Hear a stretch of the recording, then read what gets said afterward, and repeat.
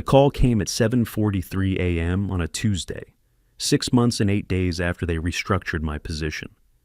Klaus Brenner, heavy German accent, very polite. "Mr. Morrison, we have discovered a significant problem with Keystone Steel's compliance status. Are you available to discuss?" I was drinking coffee in my little office above O'Sullivan's pub, watching the sunrise over the Pittsburgh Steel District. 6 months earlier, I had been Keystone's compliance officer. Now, I was about to find out they'd made a $285 million mistake. My name's Hugh Morrison, 48, and I've been keeping steel manufacturing companies legally compliant for 10 years. Before that, I spent 16 years in the Army Corps of Engineers, making sure dams didn't fail and bridges didn't collapse. Same principle, different uniform. When something breaks in civil engineering, communities suffer. When compliance breaks in steel manufacturing, companies die. The day that started this whole mess was a Tuesday, too. Austin Caldwell walked into our quarterly safety meeting and called my compliance team legacy friction with outdated operational overhead. I knew right then Keystone Steel was heading for a cliff. Austin had that entitled MBA energy you see everywhere now.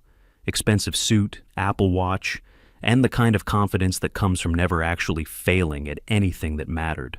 CEO's nephew, newly appointed VP of Digital Transformation, whatever that meant, in a 98-year-old steel manufacturing company. He didn't shake hands when introduced.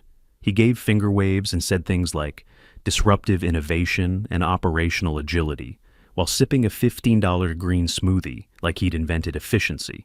Nobody asked him to present that day. Nobody stopped him either. He clicked through a PowerPoint titled Streamlining Legacy Functions, Phase 1. Phase 1, it turned out, was gutting my department. I'd been Keystone's named SOC2 compliance officer for 10 years. That's 10 years of building safety protocols from scratch, watching regulatory changes sweep through steel manufacturing like hurricanes, documenting every nightmare scenario the EPA, OSHA, and DASOT could throw at us. I had 4 external audits under my belt with 0 violations. My filing cabinets were organized like an Army logistics system. Everything labeled, dated, cross-referenced. Austin didn't even know what SOC2 meant. I watched him Google it during the meeting. That morning, he stood there grinning, with his uncle's company credit card, called Compliance and Outdated Support Function, and suggested we automate oversight using AI solutions. My department was redundant, he said, overstaffed. My $72,000 salary plus $10,500 in benefits eliminated. That's $82,500 in annual savings, he bragged. Almost a full marketing budget upgrade. Someone actually clapped. I didn't. I just capped my pen and asked, "Are we done here?" Austin left with his spreadsheet and a satisfied little nod. I went back to my office and opened a fresh binder. It wasn't anger. It wasn't even surprise. It was protocol, military habit. When someone's about to make a catastrophic mistake, you document everything and prepare for damage control. I started backing up files. Every access credential, every compliance designation, every legal document where my name appeared as the responsible authority. Most people at Keystone didn't realize our entire regulatory framework still required my formal signature. Every quarterly filing, every safety certification, every audit response had Hugh Morrison listed as primary contact. No replacement had been designated. Nobody could replace me without board approval and formal reassignment paperwork filed within 21 calendar days. But Austin didn't know that. His uncle Charles, the CEO, probably didn't either. At first I thought someone would pump the brakes. Maybe HR would hesitate. Maybe Charles, who once called me the guy who keeps us out of federal prison, might speak up. But nothing. HR sent the reclassification paperwork 4 days later. My new title, Senior Administrative Coordinator. My security clearance was downgraded. My invitations to leadership meetings disappeared overnight. I nodded, no complaints. Even congratulated Austin when he bragged about hitting his first efficiency target. He actually gave me a thumbs up and called me Hugh M. So I printed the original SOC2 designation letter, the one signed by the board in 2019, and emailed it to my personal account with a timestamp. Then I printed 2 copies. One went into my home filing cabinet, the other into a binder labeled Regulatory Continuity, Archive Only, and quietly placed it in the legal department's storage room. Fourth shelf, left side. I didn't tell anyone. See, people think revenge needs to be loud, dramatic exits and angry speeches about being unappreciated. But nobody appreciates a landmine either until someone steps on it.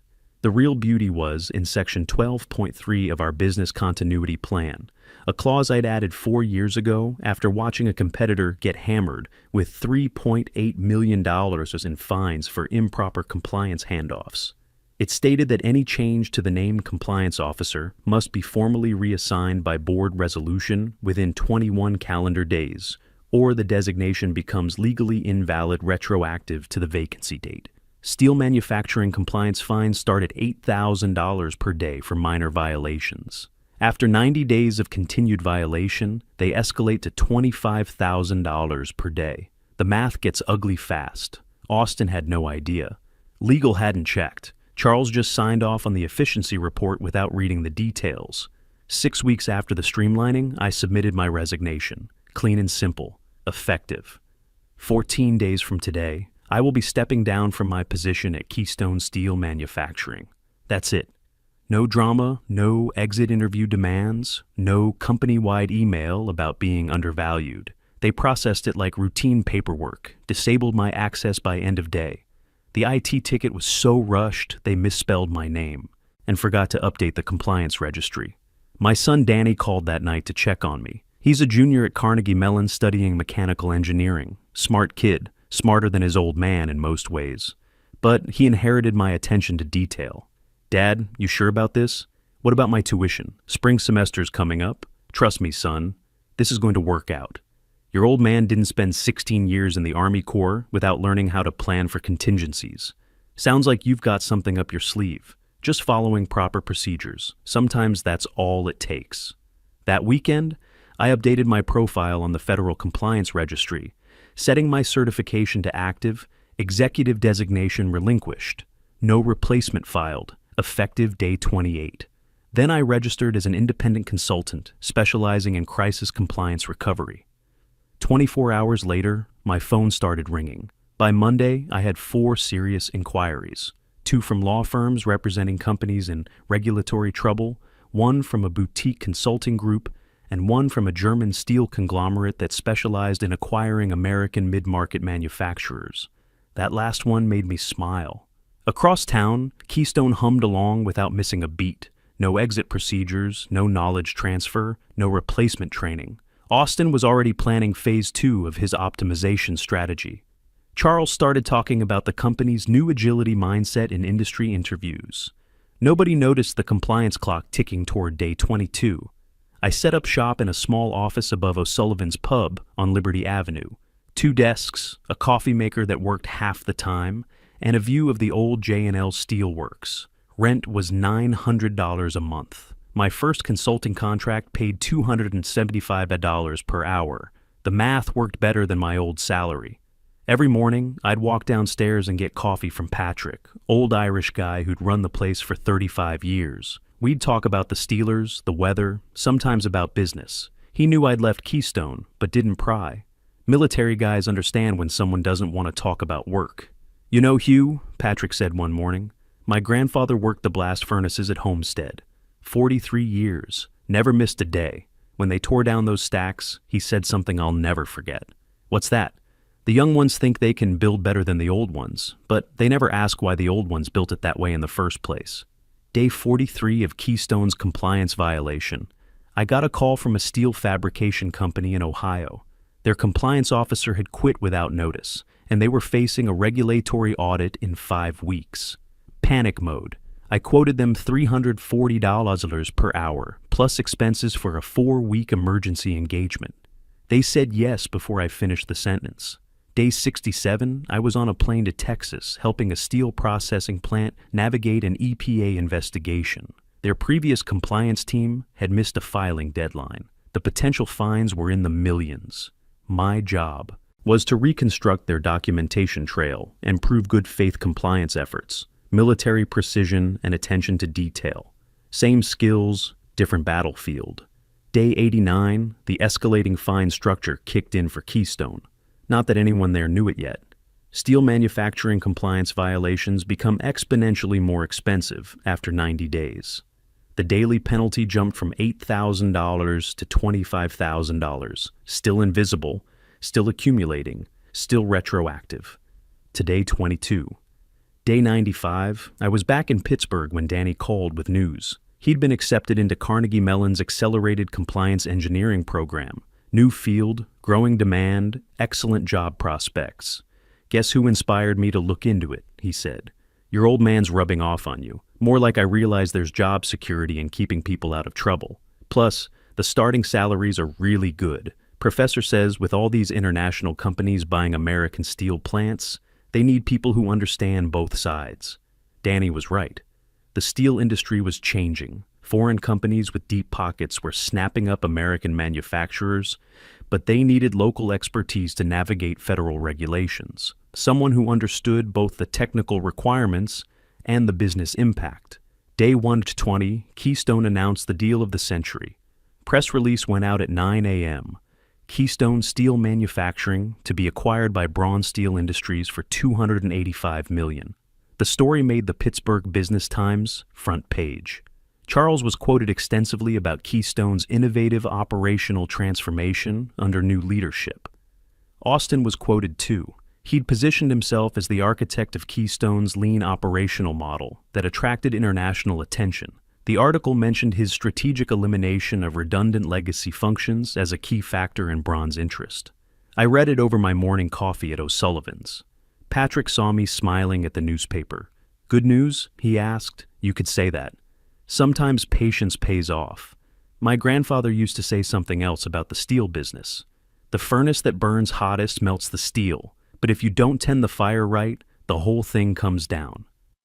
Day 135. The due diligence team from Braun Steel Industries arrived in Pittsburgh, professional, thorough, and led by a woman named Dr. Ingrid Weber, who spoke 5 languages and had the kind of attention to detail that made German engineering legendary. Her team included Klaus Brenner, a compliance specialist who'd spent 17 years auditing American acquisitions for European steel companies. They spent the first week reviewing financial records, operational metrics, and safety protocols. Everything looked clean. Austin had prepared beautiful presentations about streamlined operations and reduced overhead. The numbers were impressive. The timeline was aggressive. Charles had already started talking about integration plans. Braun executives were optimistic. This looked like exactly the kind of lean, efficient American steel manufacturer they wanted in their portfolio. Keystone's management team was confident. Legal had reviewed everything twice. The deal was on track for closing in 2 weeks. Day 149. Exactly 21 compliance cycles since my designation had been terminated without replacement. Klaus Brenner was in Keystone's legal archive room, cross-referencing regulatory filings with personnel records. Routine due diligence, nothing unusual. He wasn't looking for problems, just verifying that all certifications were current and properly maintained. That's when he found my binder, 4th shelf, left side, exactly where I'd left it 4 months earlier. Regulatory continuity, archive only. Klaus opened it and started reading. The original SOC2 designation letter, the business continuity plan with section 12.3 highlighted, the timeline requirements, the board resolution from 2019 that was never superseded. Klaus spent an hour going through every document. Then he cross-referenced the dates with Keystone's current compliance registry. Then he called Dr. Weber. The math was simple and brutal. Day 22 through day 148 equals 127 days of compliance violation. First 90 days at $8,000 per day equals $720,000. Remaining 37 days at $25,000 per day equals $925,000. Total exposure, $1,645,000, and climbing at $25,000 per day until resolved. But it got worse. Because no replacement had been designated, every regulatory filing, every safety certification, every compliance document submitted during those 127 days was legally invalid. Keystone had been misrepresenting its regulatory standing to customers, insurers, and potential buyers for over 4 months, including Braun Steel Industries. Day 149, Thursday morning, 9:15 a.m. Klaus Brenner walked into the Keystone boardroom, carrying a folder that would destroy everything Austin had built. "Who is Hugh Morrison?" he asked, setting the folder on the conference table. Austin looked confused. "He used to work here. We restructured his position last year as part of our operational optimization. But he is still listed as your named SOC2 compliance officer," Klaus said, opening the folder. "According to your federal registry and this documentation, he remains the designated authority for all regulatory filings." Charles leaned forward. "That's impossible. We handled his transition months ago." Klaus wasn't smiling. "Where is the board resolution replacing him? The formal reassignment documentation? The updated federal notifications?" Silence. Austin started typing frantically on his phone. Charles was already reaching for his. Legal was called out of another meeting. HR scrambled to find records that didn't exist. "We assumed the transition was automatic when we restructured his role," someone from HR offered weakly. Klaus shook his head. "Federal compliance designations are never automatic. They require explicit board action and formal replacement within 21 calendar days. You have been operating without valid compliance authority for exactly 127 days, over 6 complete compliance cycles." Dr. Weber, who had been quietly reviewing Klaus's findings, looked up from her laptop. "This represents a material misrepresentation of regulatory standing during preliminary negotiations." Austin tried to salvage the situation. "It's just paperwork. We can fix this in a day, bring Hugh back, file the forms, move forward." "No," Dr. Weber said firmly. "You cannot retroactively fix federal compliance violations. Steel manufacturing compliance fines escalate after 90 days. Your current exposure is $1,645,000, increasing by $25,000 daily." The room went dead quiet. Charles's face had gone gray. "Surely we can resolve this. It's a procedural oversight." Klaus opened his laptop and turned the screen toward the table. "Your compliance violations create significant liability exposure for any acquiring entity. But more concerning is the pattern of misrepresentation. Mr. Morrison left detailed documentation showing that proper procedures were available and ignored." He clicked to the next slide. "Section 12.3 of your own business continuity plan, authored by Mr. Morrison, explicitly outlines the 21-day requirement. This was not an oversight. This was negligence." Austin's voice cracked slightly. "We didn't see that documentation." "It was filed in your legal archive with clear labeling," Klaus replied. "Mr. Morrison followed proper procedure. Your organization did not." Dr. Weber closed her laptop slowly. "This is a material breach of due diligence representations. We need to pause acquisition proceedings pending legal review." Charles stood up abruptly. "Dr. Weber, surely we can work through this. The deal is scheduled to close next week." "Mr. Caldwell, your company has been operating in federal violation for over 4 months while representing full compliance to potential buyers.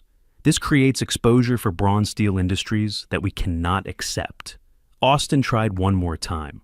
"What if we bring Hugh back immediately? Full reinstatement, whatever it takes." Klaus consulted his notes. "Mr. Morrison is listed as an independent consultant. He may not be available for employment." That afternoon, Klaus called me directly. "Professional courtesy," he said. "Wanted to understand the timeline of my departure and the transition procedures that were supposed to be followed. I was in my office above O'Sullivan's working on a compliance manual for a client in Michigan. The call was expected. I'd been counting days on my calendar, watching the violation accumulate like compound interest. "Mr. Morrison, this is Klaus Brenner from Braun Steel Industries. We are reviewing Keystone Steel's regulatory standing as part of acquisition due diligence." "Yes, sir. How can I help you? Can you confirm the timeline of your departure and any transition procedures that were implemented?" I gave him the dates: restructured on day 1, resigned effective day 42, final day 56. Explained the proper procedures, confirmed that no formal replacement had ever been designated. When he asked if I'd attempted to notify Keystone of the compliance gap, I mentioned the binder. "Regulatory continuity. Archive only," I told him. "4th shelf, left side in legal storage. Should still be there." "We found it," Klaus said. "Very thorough documentation. Section 12.3 of the business continuity plan appears to address this exact scenario." "Yes, sir. I wrote that clause in 2019 after watching a competitor get hit with $3.8 million in fines for improper compliance handoff. Seemed like prudent risk management? Indeed. Are you currently available for consulting engagement? Depends on the scope and timeline. What did you have in mind? Day 150, Friday morning. Dr. Weber called an emergency meeting. Charles, Austin, the board, legal counsel, everyone who mattered. She laid out the situation in terms that left no room for interpretation. Keystone Steel has been operating in violation of federal compliance requirements for 127 days. The regulatory fines currently total $1,245,000 and increase by $25,000 daily until resolved. Austin started to interrupt. Dr. Weber held up her hand. Furthermore, every compliance document submitted during this period is legally invalid. This includes safety certifications, environmental filings, and regulatory representations made to Braun Steel Industries during preliminary negotiations. Charles's voice was barely a whisper. What does this mean for the acquisition? It means the acquisition is terminated, Dr. Weber said flatly. Effective immediately. Our legal team has identified material misrepresentation that creates unacceptable liability exposure. Austin looked like he was going to be sick. Surely we can resolve this. Bring Hugh back, fix the paperwork, move forward. Trust has been compromised, Dr. Weber replied. Mr. Morrison provided proper documentation and procedures. Your organization chose to ignore them. This was not an oversight. This was a failure of corporate governance. The Braun team was packed and gone by noon. Their final act was to formally notify Keystone's board that due diligence had revealed material compliance violations and misrepresentation of regulatory standing. The press release went out Monday morning. Braun Steel Industries withdraws from Keystone Steel acquisition due to unresolved regulatory compliance issues. Keystone's stock opened down 19% and kept falling. By market close, it had dropped 33% in a single day. The business press picked up the story immediately. Headlines like, "Compliance failure kills $285 million deal," and "When cost-cutting goes wrong." Tuesday morning, my phone rang again. Dr. Weber this time. "Mr. Morrison, Braun Steel Industries is interested in retaining your services for a comprehensive compliance review of our North American operations. 16-month contract, $275 per hour. Full autonomy over methodology and timeline. Are you available?" I looked around my little office, coffee maker that worked half the time, view of the steel district, and a stack of consulting contracts that had tripled my old salary. "Yes, ma'am, I'm available." Day 153, Wednesday afternoon. Charles Caldwell announced his early retirement, effective immediately. The press release cited personal reasons and desire to spend time with family. The board called an emergency meeting to discuss leadership transitions and operational restructuring. Austin was asked to submit his resignation by Friday. No press release for that one. Thursday morning, I got a text from a number I didn't recognize.